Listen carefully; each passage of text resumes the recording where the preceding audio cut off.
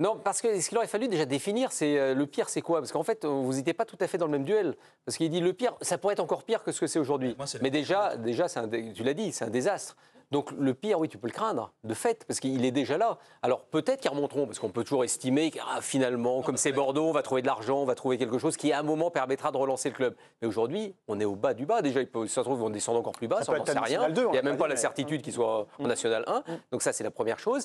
Mais aujourd'hui, vu les faits avérés qu'on voit, on est obligé de craindre le pire pour ce club-là. Parce qu'ils n'ont jamais réussi, pourtant avec le bassin qu'il peut y avoir, à un moment ils avaient cherché des gens qui ont de l'argent dans le vin, des choses comme ça, pour essayer de relancer un petit peu le club, ils n'ont jamais pu. Alors peut-être que quelqu'un viendra, peut-être qu'il y a un investisseur chinois, américain, anglais, sait-on jamais, c'est une possibilité. Mais puisqu'il faut se baser sur ce qu'on voit aujourd'hui, oui, le pire est à craindre. Donc le point est pour David Ayello. Dans le communiqué du club, on se veut positif forcément. La période qui s'ouvre doit permettre au FC Girondins de Bordeaux de revenir plus fort et au plus haut niveau. Bah, ça s'est déjà vu, tu as cité Strasbourg, il y a aussi Bastia, Reims, Brest qui sont passés par là. Il y a quand même des motifs d'espoir pour Bordeaux? Franchement, j'ai eu du mal à me situer sur cette question-là. Moi, j'ai l'impression que pour Bordeaux, le pire, ce serait le national, justement. Parce que qui dit national, dit pas forcément départ de Gérard Lopez. Et j'ai l'impression que Bordeaux doit absolument tourner cette page-là. Il y a un moment, ça suffit, ça fait des années qu'il lance des promesses comme ça. On voit comment ça se termine. Donc j'ai l'impression il faut presque toucher le fond pour mieux rebondir. Parce qu'en plus, se retrouver en national, il faut savoir que le national, c'est la pire des divisions. En termes de droits télé, on ne touche absolument rien. En termes de droits de la fédération, on ne touche rien. Tous les clubs qui sont en national sont une espèce de no man's land. Et c'est pour ça d'ailleurs que ça fait des années qu'on est en plein débat. Est-ce qu'il ne faut pas faire une Ligue 3 un petit peu plus professionnelle comme l'Angleterre? Donc j'ai l'impression qu'on rajouterait des problèmes aux problèmes. Alors je sais qu'évidemment, on parlerait de casse sociale terrible pour Bordeaux, mais j'ai l'impression qu'il vaudrait mieux descendre et repartir sur un... Mais la casse sociale, elle aura lieu. Elle aura lieu de toute façon. Non, mais c'est pour ça que je dis, est-ce qu'il vaut mieux pas repartir National 1, c'est acté, là. Voilà, oui, mais National 1 ou pire, dans tous les cas, à partir de la National 1, ils vont devoir tout reformater le club, le restructurer pour le présenter. Mais ça, on va dire que ça, c'est acté. Et la question était de savoir, est-ce qu'ils peuvent descendre plus bas? Et c'est à ça que je réponds. Parce je pense qu'il y a une possibilité au moins, ils sauvent leurs fesses en national et puis éventuellement qu'ils puissent remonter. Dave, il faudra rapprocher le micro de la bouche. C'est un métier, hein, le Philippe. Philippe Risoli. C'est pas simple. On a cité des clubs qui s'en sont sortis. Il y en a aussi qui s'en sont jamais remis. Sedan, Évian, Niort aussi, quelque part. Est-ce qu'on peut craindre une disparition du club? Je vais peut-être un peu loin. Non, mais c'est clair qu'il n'y a pas de vérité absolue. Il y a des parcours, on parle souvent des success stories, mais il y a effectivement aussi des clubs qui ont eu énormément de mal à se relever, voire qui ne se sont pas relevés du tout. Alors Bordeaux a peut-être l'avantage, se dit-on, d'être une marque un petit peu plus forte, que ce soit en termes sur le football français ou même au-delà, parce que quand on cherche des investisseurs aujourd'hui, on recherche à avoir... Ça fait marrer les histoires de on va faire l'amalgame entre Bordeaux, qui est une grande marque au niveau du vin, et le football. Enfin, non, mais la réalité, c'est que ça a un temps intéressé aussi des investisseurs. Je ne dis pas que c'est ce qui va être la solution miracle pour Bordeaux. Je dis juste que c'est une solution parmi tant d'autres. Mais moi, je suis assez d'accord avec Hervé quand il demande... Non, avec Monsieur le Président. Je suis assez d'accord avec le Président Hervé Penaud lorsqu'il dit... En fait, il faudrait déjà définir quelle est la pire des solutions. Parce que socialement, c'est clair que la pire des solutions, c'est de perdre ton statut professionnel, de repartir de National 3 et de te dire qu'il y a des gens qui vont être virés, qui vont perdre leur boulot et qu'avant de retrouver Bordeaux diffusé en prime time dans un grand match, il faudra attendre au mieux 3, 4, 5, 6 ans. Mais il y a une autre réalité qui est que si tu continues à essayer de sauver les apparences en te maintenant coûte que coûte en national, mais en gardant toujours cette espèce de structure très bancale qui finalement ne fera peut-être qu'encore retarder l'échéance comme tu viens de faire déjà depuis 2 années, bah moi, c'est vrai que je me pose la question. Oui, mais attendez, la Nationale 1, tu gardes ton statut professionnel. 2 ans maximum. Oui, 2 ans. Mais ça veut dire que tu gardes aussi un centre de formation qui exploserait en plein vol si tu n'es pas en Nationale 1. Il y a tout ça aussi. C'est-à-dire qu'il faut quand même garder ce que tu peux avoir, c'est-à-dire des forces vives, une possibilité de puiser dans tes réserves pour rebâtir une équipe. Tu n'as même pas la main là-dessus sur ces décisions-là parce que tu peux te retrouver de fait en National 2. Mais là, on parle des hypothèses. D'accord, mais ce que je veux dire, en plus, tu vois, tu n'es même pas maître de ton destin. Oui, mais qu'est-ce que tu veux qu'il fasse là maintenant? Qu'est-ce que tu veux qu'il fasse là maintenant? Maintenant, de toute façon, ils y sont. Donc, moi, je pense que c'était pas la pire idée que d'acter qu'ils allaient en National 1 pour pouvoir présenter un budget qui soit conforme à ce qu'est la National 1. Alors qu'en se fightant, effectivement, on sait que quand tu fais appel, la décision elle peut être plus sévère. Et là, National 2, voire pire, évidemment, mais là, tu perds tout. Alors, comment Bordeaux sont pas si mal. Non. Comment Bordeaux compte rester en National 1 parce qu'il y a beaucoup d'enjeux derrière. Oui, vous l'avez évoqué. Côté dirigeant bordelais, on veut jouer un petit peu sur les textes de loi pour rester en N1 selon l'article 103 de la LFP. Une telle procédure a pour conséquence une rétrogradation dans la division immédiatement inférieure à celle pour laquelle le club était sportivement qualifié la saison suivante. Donc Bordeaux, 12e de Ligue 2 en fin de saison, aurait dû repartir au même échelon avant cette rétrogradation administrative en nationale.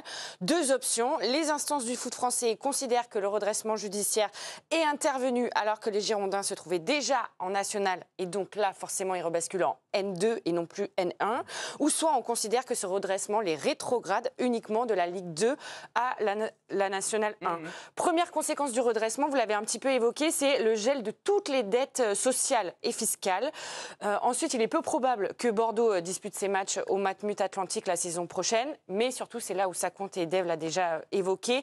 Bordeaux conserverait pour 2 ans son statut pro et son centre de formation avec l'obligation d'une très grosse restructuration. Les enjeux, ils sont énormes derrière. C'est pas juste 11 footballeurs. Oui, mais il y a un message aussi derrière tout ce que vient de nous dire Camille.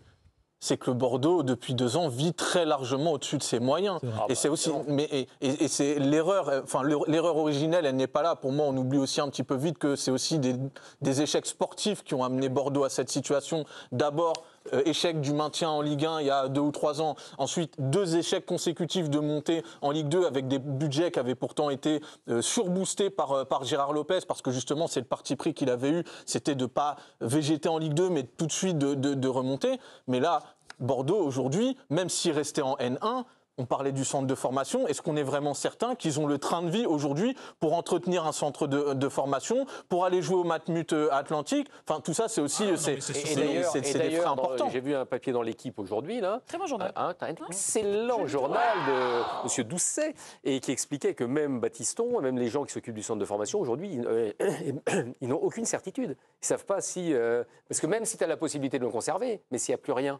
Si tu n'as plus de moyens, et puis même les parents n'ont pas nécessairement envie de voir leurs enfants rester dans un club qui part à volo comme ça. Non, il y a une vraie incertitude autour de... Le cas du stade également est toujours dans l'équipe. On a pu lire l'interview du maire de Bordeaux qui parlait du loyer, pratiquement 5 millions annuels. Et puis le fait, et moi je suis entièrement d'accord là-dessus, sur le fait que le stade a été surdimensionné. C'est un stade de 42 000 à Bordeaux, on a vu trop grand. Et puis on peut se dire aussi, pardon, que si Fenway rachète pas Bordeaux actuellement, c'est peut-être aussi que Fenway espère que Bordeaux va descendre d'1 ou 2 divisions supplémentaires pour le racheter à moindre frais. Donc on se dit que ça peut peut-être être une bonne nouvelle pour les Bordelais aussi que continuer à vivoter en national et à vivre au-dessus de ses moyens et continuer à envoyer du rêve. Donc, je me demande quand même ce qu'ils ont découvert, les mecs, parce que Fenway, c'est un énorme groupe. Je veux dire, Liverpool, des gens sérieux.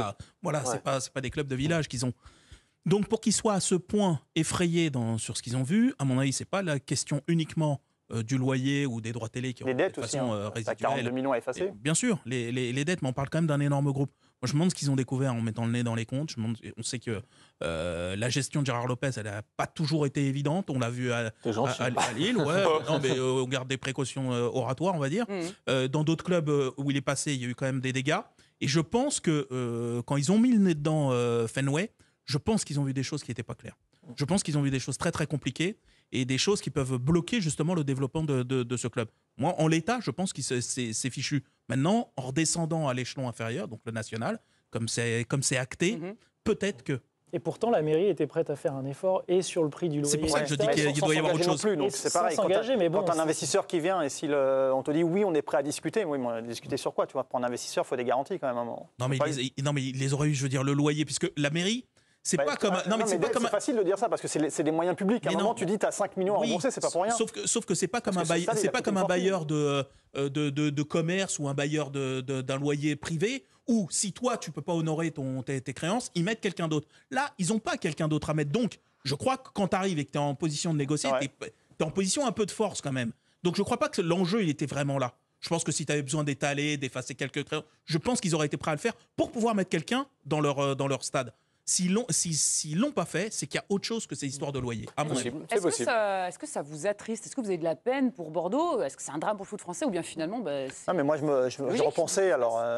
on a l'âge qu'on a, mais moi, dans les années 80-90, mais Bordeaux, mais c'était incroyable. Moi, je me rappelle des Bordeaux, Dnipropetrovsk, quand c'est Leipzig qui versait notre adolescence, dans les années 80. Ou Bordeaux-Milan, mais c'est des matchs incroyables. Et à ce moment-là, Bordeaux, c'était, on peut le dire, le club phare du football français. Et te dire qu'aujourd'hui, ils vont évoluer peut-être en National 2. Imagine si on faisait un parallèle entre les deux, comme ça, on te dit, tiens, voilà, quand tu vois, on va prendre le Bordeaux-Milan, qui est un match mythique de l'histoire des Bordelais, et tu te dis que quelques dizaines d'années plus tard, ils vont être dans cette situation-là, c'est lunaire. Les Bordeaux, quand on imagine Bordeaux, il faut se rendre compte de ce que c'était à l'époque de Claude Bèze, ce qu'était le Grand Bordeaux. Et puis là, on parle même de Coupe d'Europe. Il n'y avait pas 5 qualifiés par Ligue des Champions, Ligue Europa, tout ce que vous voulez. C'était vraiment une équipe incroyable. C'est les Giresse, c'est les Lacour, enfin... Et les Bordeaux Juventus aussi. Giresse qui parle d'une tristesse infinie ce matin. Lui, il est tellement amoureux de son club. C'est parce que lui, ça lui tient vraiment à cœur. Puis le connaissant un petit peu, Alain Giresse, c'est quelqu'un de très humain. Donc ça, pour lui, c'est une blessure, une déchirure absolument terrible. Est-ce qu'ils peuvent s'en remettre, vraiment ? S'en remettre à un moment, vous savez, vous pouvez peut-être avec le temps vous en remettre, évidemment. Vous pouvez peut-être remonter. Toulouse, alors prenons le voisin, un petit peu le voisin.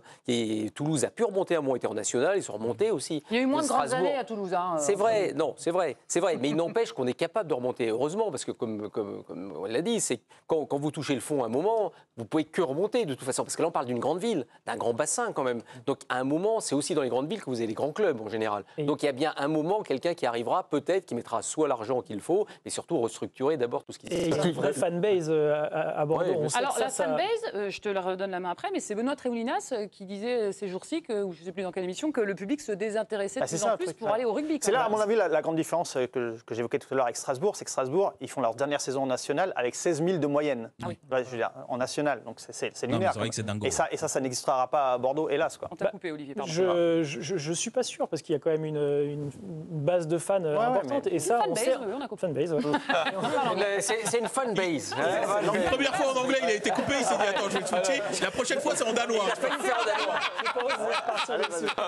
Mais tout ça pour dire que ça, c'est quelque chose qui avait compté pour Strasbourg, qui enchaînait justement les records d'affluence en CFA, en national, et on sait à quel point ça avait compté. Il y avait justement ils étaient suivis partout en France, à domicile, et ça les avait aidés justement à mieux repartir. Et moi, je suis persuadé que du côté de Bordeaux, tout le monde n'ira pas au rugby. Il y a quand même une fanbase.